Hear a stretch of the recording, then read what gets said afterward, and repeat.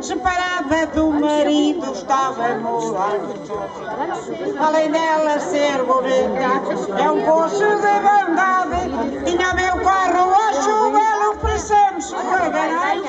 Ela diz que ninguém usa, desde que ela deixou dentro da sua garagem teias de aranha juntou.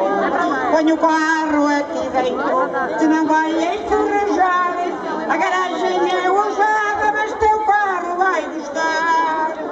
Tiro o carro, meto o carro à hora que eu quiser. De garagem apertadinha que doçura da mulher. Tiro o carro de manhã e só ponho a noitinha. Ainda vou tomar o óleo na garagem da vizinha.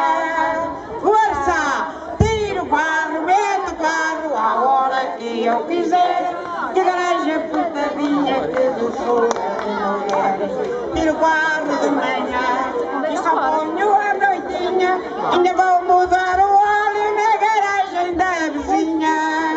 Só que o teu pulsante carro tem um burrico atrelado que eu uso para vender coco e ganhar mais trocados.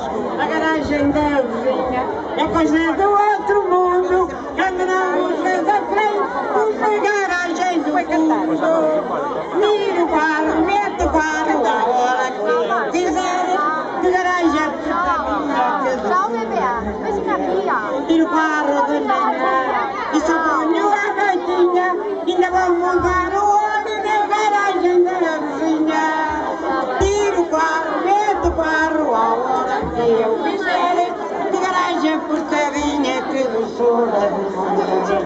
Tiro o carro de manhã e só ponho a noitinha. Ainda vou mudar o